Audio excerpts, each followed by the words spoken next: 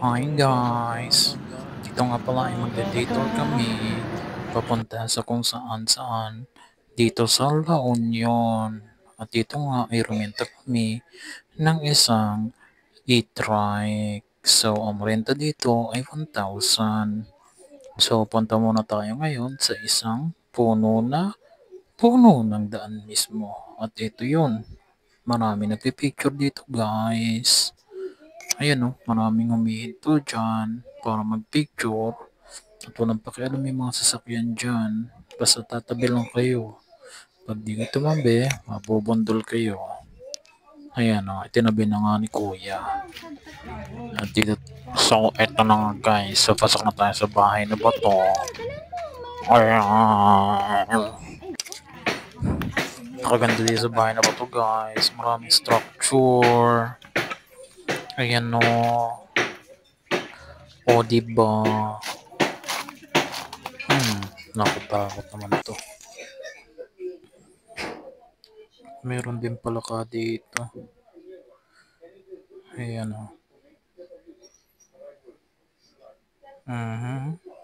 Ayan na nga guys. Pag tinanaw niyo yan, South China Sea na yan.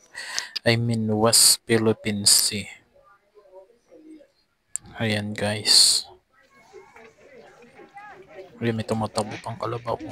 Ayan o, Sierra Madre. Tanaw na tanaw doon. Kaso malabo eh. Pero yan, West Philippine Sea na yan guys. At ayan na nga, may mga bato-bato pa.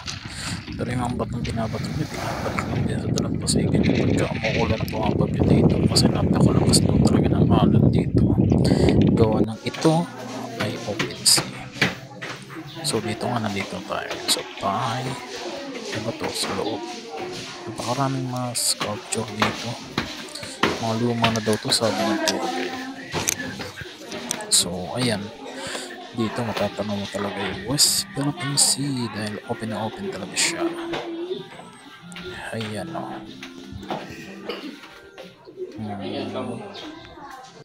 Tape lang. Iba. Ayan ang West Philippine Sea guys. Napakalinaw. Nasungko. Ayan o. Oh hahay. Diba? Ang ganda dito guys. So, ayun na nga. Ayan o. Gaya na sabi, maraming makalumang structure dito.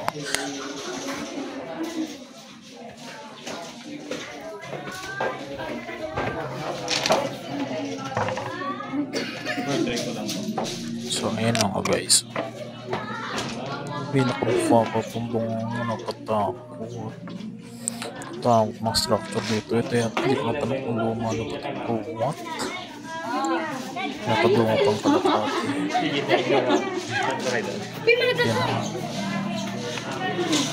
Yan na yan. Lumang-luma. May-ari daw na ito mga doktor. Doktor daw may-ari niyan. So, dito na nga guys. Pumasok ako dito. Sa maraming display. Dito yung may mga guitar at mga samot-saring lumang kagamitan. Ayan o, nakita nyo. Uy, tumutungo pang aking anak. Ito yung napakagandang spot na napuntahan ko dito sa General Luna, La Union.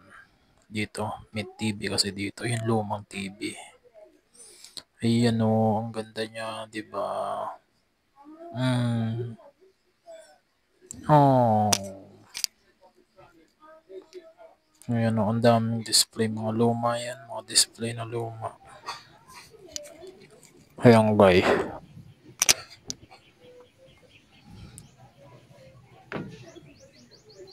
Ayan. Ito yung mga memories.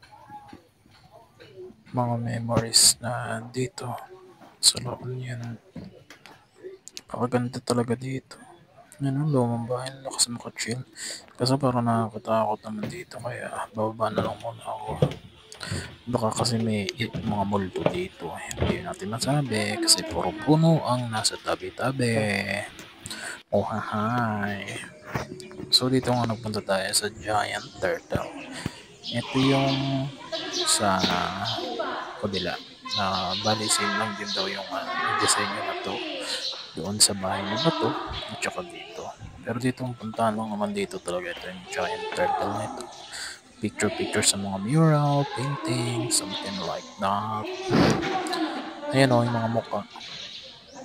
Nagmamarites pa dun, dalawang kalabaw. Ayun, anak ko, kung ko kay anak ko, ha? Laki ng pating sa taas ko. Kita niyo. Diba?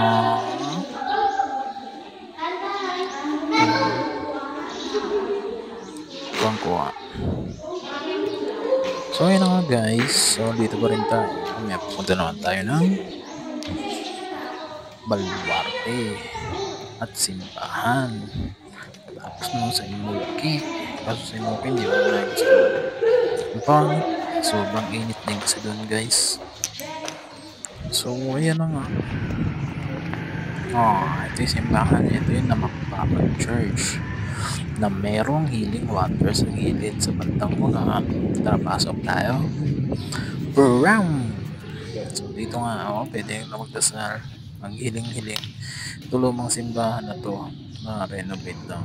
Ito nyo na may mga structure na ginamit. Luma na talaga. Pero napakaganda na ito sa loob. Ayan o. Diba? So dito naman sa mga papaunti. Tapos dito naman tayo sa Baluarte. Diba? So ito na yung Baluarte guys. So ayan na. Tayo na ba nyo?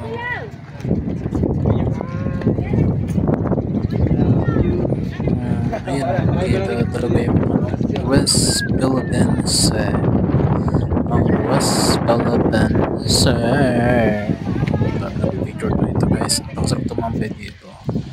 Napaka-chill, napakalamig. So ngayon, napakainit. Hindi ko naman namamalaya ng oras. Ayan na. Punta na rin pala kami ngayon sa part ng Iloke. At doon nga, may mga activities doon.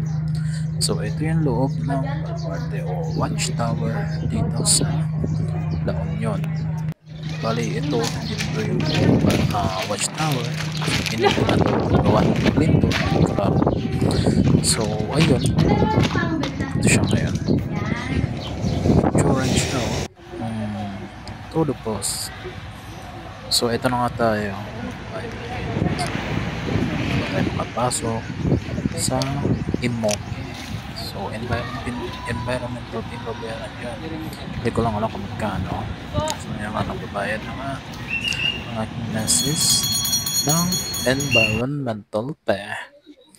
Diba guys? At ito na yung Imoki Island. So sa totoo lang, hindi ko ito na-enjoy Nakainit. Ito lang paliligo nga.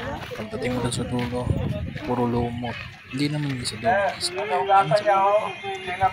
So, bali, siguro kung tinawid ko yun, may enjoy ko yung kabila. So, may enjoy ko yung kabila.